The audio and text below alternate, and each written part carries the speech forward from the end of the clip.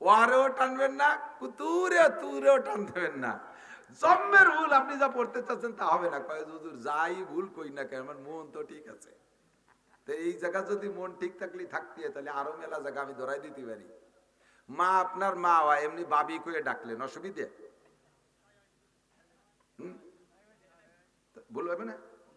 মা, আপনি তো জানেন যে মা তো মা, মার পেট দিয়েই হয়েছে, বাপের মধ্যে সন্দেহ থাকতে পারে, মার মধ্যে তো সন্দেহ নেই। তাই সে জায়গায় মার একটু বাবি করলাম, তাতে কি হবে? হবে না সপ্তাহ? বাপে জুড়িয়ে বেলায় দেবে বড় ইয়ে শয়তান, এ তোর বাপি হয় নাকি? তো মা, বউ তো বউ হয়, এমনি মোহাব্বত করে মা কয়ে ডাক দিলেন, অসুবিধে? বোঝে নাই অসুবিধে?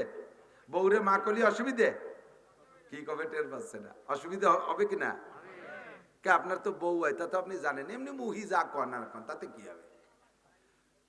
তা যদি তাই হয় যে বউ বউ হয় খালি মা করে ডাক দিছি, তাতে যদি ভুল হয়, আমার মন যত ভালো থাকুক, পড়ার মধ্যে ভুল করলে সে ভুল ভুল, ও ভুলে আপনার পড়া হবে না।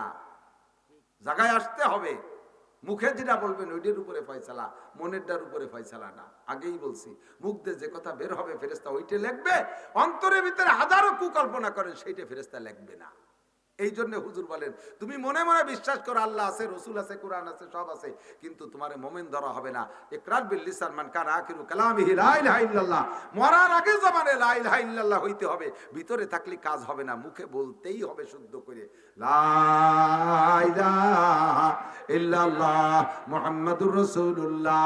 মা বোনরা যে কত অলস, আপনারা পুরুষরা একটু তালিমি বসেন বা দুই একখান বই পুস্তক পড়েন, বিটিকে বই কিনে দেবেন, দেখবেন যে বই সটি পড়িয়ে একেবারে দুমো বাইশতে হয়ে গেছে, খুলিও দেখবে না। যদি কোনো মহিলার টিস্যু ব্যবহার করার অভ্যাস না থাকে, কুলুক ব্যবহার করার অভ্যাস না থাকে, ওই টিস্যু কিনে দিয়ে আপনি তবলিগি যাবেন, সিললে দিয়ে আসবে, দেখে এসে দেখবেন জন্মদিন মাকড়সা বাসা বাঁধিয়ে টাইট হয়ে রয়েছে বলিয়ে, ও বিটিও খুলিও দেখে নেই, যেরকম তা সেই রকমই রয়েছে। কুলুকের হিসাব নেবেন যে এক বান্ডিল টিস্যু তোমার এতদিন চলে কে?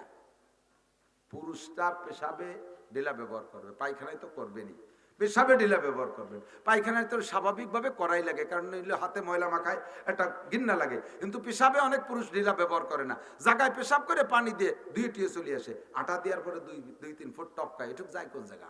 কাপড়ই মাখাবে আর রানে মাখাবে, আপনার শরীর নাপাক, কাপড় নাপাক, নামাজ বাতিল। আর পায়খানাটা তো করবেনই, পায়খানার ঢিলা ব্যবহার। মহিলাদের পেশাবে ঢিলা নাই, তবে পায়খানায় বাধ্যতামূলক, পুরুষের চাইতে মহিলাদের জরুরত বেশি।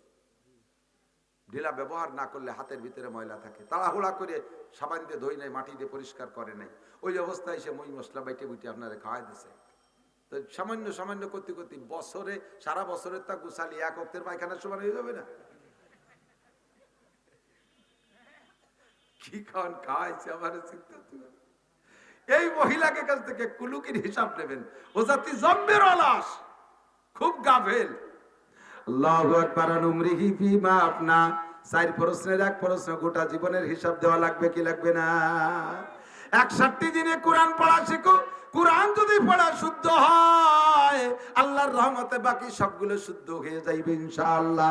2 নম্বরে আন শাবাবি ফিমা আবলা, এ আমার দোকানদার ভাইরা যারা আছো, আমার স্কুল কলেজ সোনালক্ষ্মী যারা আছো, যুবক যারা আছো, আমার দিক তাকাও, এদিক তাকাও। যৌবন কালের হিসাবটা কিন্তু একটু আলাদা হবে। 70-80 বছরের হিসাব তো যদি হয়ে যাওয়ার মধ্যে সবই আছে, তারপর আবার নবী যৌবন কালের সম্পর্কে আলাদা করে বললেন কেন? কয় যৌবন কালটা ভেরি ভেরি ইম্পর্টেন্ট টাইম, এই টাইমে ইবাদত বেশি করা যায়, এই টাইমে গুনাহ বেশি করা যায়, যৌবনকালে নেকিও বেশি করা যায়, গুনাহ বেশি করা যায়। কতক্ষণ? যৌবনকালে চুরি করা যায়, ডাকাতি করা যায়, লুচ্চমি করা যায়, যৌবনকালে সারা রাত মদ গাঁজা ইয়াবা খাওয়া যায়, যৌবনকালে সারা রাত দাঁড়ায় দাঁড়ায় তাহাজ্জুদ পড়া যায়, যৌবনকালে সারা রাত দাঁড়ায় দাঁড়ায় ইবাদত বন্দেগী করা যায়, আবার বাইসাইকেল চালায় ইস্তেমায় যাওয়া যায়, যৌবনকালে বাইসাইকেল চালায় চরমুনায় যাওয়া যায়, আবার শীতকালে গভীর রাত্রে ওইটা গোসল করে তাহাজ্জুদের নামাজ পড়া যায়, বুড়ো হয়ে গেলে ওক্তের ওজুদে ওক্তের নামাজও পড়া যায় না। এক ওক্তের নামাজ পড়তে 3 বার ওযু করা লাগে। ওযু বানায় মসজিদে সুন্নত পড়ার সাথে সাথে তলপেট সিবি ধরে বার হয়ে চলে এসেছে, পেশাব টেশাব করে যে আবার ফরজ পড়ছে, আবারও না তা গেল না, এই করে যাই মেরে আবার চলে এসেছে, আবার যাই পেশাব করি, সেই ওযু বানাইয়া শেষের 2 রিকাত পড়া লাগে। ওয়াই না মিয়ার কি আর হারব হয়ে গেছি, এই যে পেশাব করতে যে গেছে সেটা লুঙ্গিটা তলেতে নষ্ট হয়ে গেছে, পেশাব করতে যে পায়খানা করে দিয়েছে। হাসিয়ে যে বুড়ো দিন আসতেছে দিন, সবাই বুড়ো কজনের কাছে শুনিয়ে দেন, ঠিক না? তাহলে যৌবনকালে এই ঝামেলাগুলো ছিল না। সময় মতো তুমি ইবাদত করে রাখো। পারবা না, তুমি যে সময় অপেক্ষা করতেছো বুড়ো হয়ে গেলে মসজিদে পড়ে থাকো, সে সময় তোমার মসজিদে ঢুকতেই দেবে না, কারণ বুড়ুই তুমি পেশাব পায়খানা করে নষ্ট করো, মসজিদ নষ্ট করে ফেলো, সে সময় তোমার ঢুকতে দেওয়া হবে না। তুমি সেই সময়ের অপেক্ষা করতেছো। নো যুবক, ভুল করতেছো। সাফ বললে সাফ ইবাদাতিল্লাহ, যৌবনকালটারে কাজে লাগাও। আল্লাহ 3 নম্বরে আন মালিহি মিন আইনা ইকতাসাবা ফিমা আনফাকা। মাল কোত্থেকে কিভাবে কামাই করছে জবাব দিয়ে যাও। চুরি করে কামাই করে মসজিদ বানাই দিলে কাফের হইয়া যাইবা। আবার হালাল ভাবে কামাই করে যদি হারাম ভাবে খরচ করো তাও তুমি কাফের যদিও না হবে গুনাহগার হইবা।